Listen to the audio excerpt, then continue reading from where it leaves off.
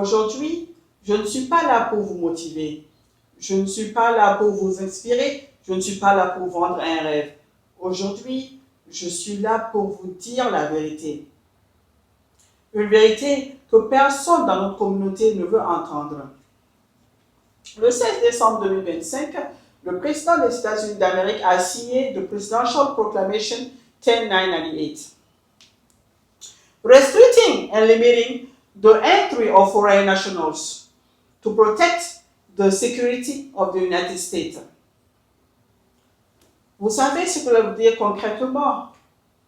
Cela veut dire que depuis le 1er janvier 2026, les citoyens du Mali, du Sénégal, de la Côte d'Ivoire, du Togo, parmi tant d'autres pays, ont des difficultés pour avoir le visa F1 pour les États-Unis.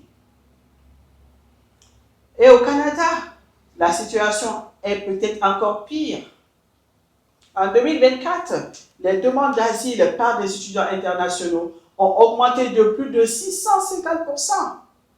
Le gouvernement canadien a réduit les permis d'études de plus de 40% d'un seul coup. Les universités ferment leurs portes aux étudiants internationaux. Et maintenant, je vais vous montrer exactement pourquoi. Certains d'entre vous se demandent peut-être, qui est cette femme et pourquoi devrais-je l'écouter? Très bien. Laissez-moi vous dire exactement qui je suis. Je m'appelle Madame Konaté Djenebou Jawara. Je suis née à New York, j'ai grandi au Mali. J'ai obtenu mon diplôme en chimie de Columbia University à New York, une des 8 Ivy League aux États-Unis. En 2018, j'ai fondé EduX Services. Aujourd'hui, le cabinet de conseil le plus avancé en Afrique francophone pour accompagner des étudiants africains vers l'Amérique du Nord. EduX travaille avec plus de 100 universités partenaires officielles aux États-Unis et au Canada. Nous sommes accrédités par IACF, la norme mondiale en matière de conseil en éducation internationale. Pourquoi je vous dis tout cela? Parce que je suis la personne qui voit les deux côtés. Je vois les familles africaines qui se sacrifient pour envoyer leurs enfants à l'étranger. Je vois le gouvernement canadien et américain qui ferment leurs portes. Et je comprends exactement pourquoi.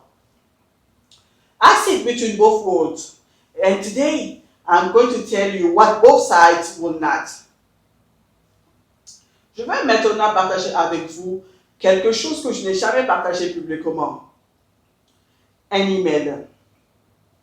Un email que j'ai reçu d'une de nos écoles partenaires au Canada.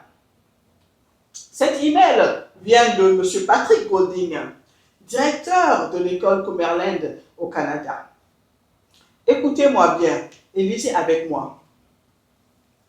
Cumberland College, no longer international student.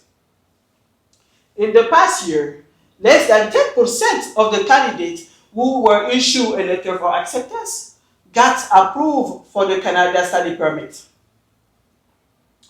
And out of those, less than 5% showed up in class.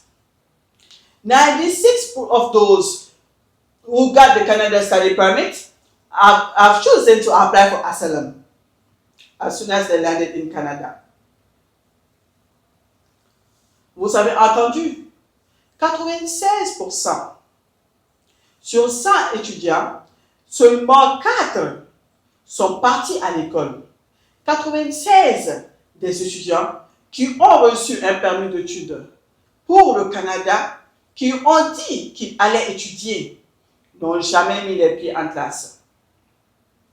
Ils ont atterri à l'aéroport et au lieu d'aller à l'école, ils ont demandé l'asile. Ce n'est pas de l'immigration, c'est de l'abus. C'est de l'abus du système, c'est du mensonge. Et c'est une trahison, pas seulement envers le Canada, mais envers chaque vrai étudiant africain qui mérite cette chance. Et le résultat, Cumberland College, un partenaire que nous avons construit pendant des années, nous a dit on ne veut plus des étudiants venant d'Afrique. Quand un collège vous dit qu'il ne veut plus de vos étudiants, ce n'est pas du racisme. Ce n'est pas de la discrimination. C'est la conséquence directe de nos propres actions. Maintenant, écartons les émotions. Regardons les données, les chiffres, les faits que personne ne peut contester. Fait numéro 1, les États-Unis. Plusieurs pays bloqués depuis janvier 2026. Fait numéro 2, le Canada. En 2024, les étudiants internationaux au Canada ont déposé près de 14 000 demandes d'asile, un record historique. Le gouvernement canadien a réduit les permis d'études de plus de 40%. Il a renforcé les contrôles antifraude, refusé plus de 95 000 demandes pour fausse déclaration. Fait numéro 3, les top 5 nationalités avec les plus grands nombres de demandes d'asile par les étudiants au Canada en 2024 sont en plupart les pays africains, le Nigeria, la Guinée, le Ghana, la République démocratique du Congo, nos pays frères, nos frères et sœurs. Alors vous comprenez ce qui se passe. Ce ne sont pas les gouvernements occidentaux qui détruisent l'avenir de nos enfants. Ce sont nos propres comportements qui le font. Maintenant, je vais poser les questions que personne n'ose poser. Chers parents, famille, je m'adresse directement à vous. Quand vous payez des millions de francs CFA pour envoyer votre enfant aux États-Unis et au Canada, est-ce que votre intention est vraiment qu'il étudie? Ou est-ce que, dans le fond de votre cœur, vous espérez qu'il trouve un moyen d'y rester? Que le diplôme n'est pas vraiment l'objectif, mais le visa est l'objectif. Quand 96% des étudiants qui arrivent dans un collège canadien choisissent de demander l'asile au lieu d'aller en classe, ce n'est pas un accident, c'est un plan. Et ce plan, ce mensonge collectif, a des conséquences que vous ne pouvez même pas imaginer. Quand votre enfant atterrit au Canada et qu'il refuse d'aller à l'école et qu'il demande l'asile, savez-vous ce qui se passe dans le système? Son dossier est marqué. L'université est marquée, le pays d'origine est marqué. Et le prochain étudiant, celui qui est sincère, celui qui veut vraiment étudier, celui qui a de l'argent et les qualifications, ce prochain étudiant se voit refuser son visa. Vous ne détruisez pas seulement l'avenir de votre enfant, vous détruisez l'avenir de toute une génération. Et aux étudiants, vous-même les étudiants, je vous pose cette question. Vous arrivez au Canada, on vous donne un permis d'études. Une université vous a accepté. Et votre première action, en mettant le pied sur le sol canadien, est de mentir, de demander l'asile que vous ne méritez pas. Vous savez comment le système canadien appelle cela? Misrepresentation, fraud, abuse. Et la conséquence, votre nom dans une base de données internationale.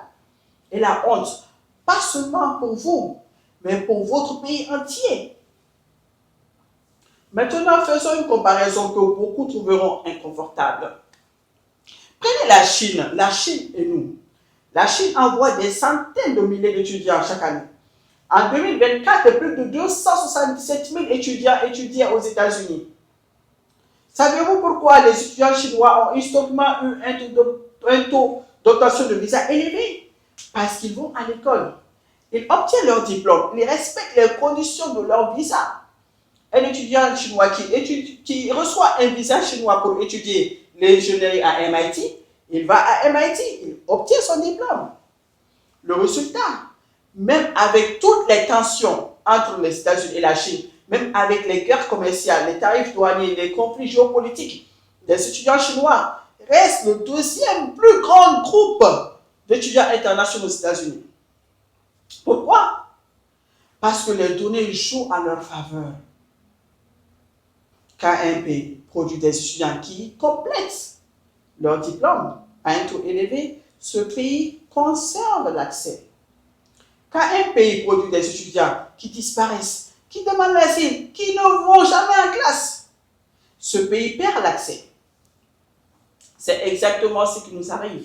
Ce n'est pas de la discrimination, c'est des mathématiques. Mais la question que je pose à la communauté africaine est simple. Pourquoi devons-nous attendre que les autres nous punissent pour commencer à nous discipliner nous-mêmes? Laissez-moi vous dire ce qui arrive si rien ne change. Et je ne parle pas d'hypothèses, je parle des projections basées sur la tendance actuelle. Si rien ne change, dans les 2 prochaines années d'ici 2028, le nombre de pays africains sous suspension totale aux États-Unis passerait de 12 à 15 ou plus. Les pays sous suspension partielle seront élevés à une suspension totale. Le Canada pourra imposer des quotas par pays ou suspendre complètement les pays. Exactement comme le Royaume-Uni l'a fait. Dans 5 ans, d'ici 2031, les universités nord-américaines auront systématiquement remplacé les étudiants africains par les étudiants d'autres pays avec de meilleures données de conformité. L'Europe de l'Est, l'Asie du Sud-Est, l'Amérique latine. Dans 10 ans, d'ici 2036, étudier en Amérique du Nord serait devenu pratiquement impossible pour un jeune Africain. Non pas parce qu'il n'est pas intelligent, non pas parce qu'il n'a pas d'argent, mais parce que les générations avant lui ont détruit la crédibilité de son passeport. Voilà votre héritage si vous ne changez pas. Je vais vous dire quelque chose de particulièrement douloureux. Il y a en ce moment même, en ce moment précis, des étudiants brillants au Sénégal, au Mali, en Côte d'Ivoire, qui ont l'argent, qui ont les qualifications, qui ont un vrai projet académique et qui se font refuser leur visa. Pourquoi? Parce que les agents consulaires regardent les données de leur pays. Et les données disent que les étudiants de ce pays ne vont pas à l'école. Les étudiants de ce pays demandent l'asile. Les étudiants de ce pays ne respectent pas les conditions de visa. On donne les visas aux mauvaises personnes et on le refuse aux bonnes. Et c'est la plus grande injustice de toute cette situation. Les tricheurs ont volé l'avenir des étudiants sérieux. Ce que vous venez d'attendre, c'est la vérité. Une vérité difficile, une vérité douloureuse, mais une vérité nécessaire. Mais je ne vous ai pas dit tout cela pour vous laisser sans espoir. Non. Je vous ai dit tout cela parce que je crois profondément que nous pouvons changer cette histoire. Je crois que l'Afrique peut produire les meilleurs étudiants au monde. Je crois que nos enfants méritent les meilleures universités du monde. Et je crois qu'il existe un chemin, un vrai chemin, pour ouvrir ces portes. C'est pourquoi je vous donne rendez-vous le lundi 30 mars. Dans la partie numéro 2 de cette présentation, je vais vous montrer, vous présenter 3 solutions. Si cette vidéo vous a touché, partagez-la et revenez lundi. I am Mrs. Konate Jenabou Jawara. I am the voice Africa needs to hear. And this conversation is only the beginning.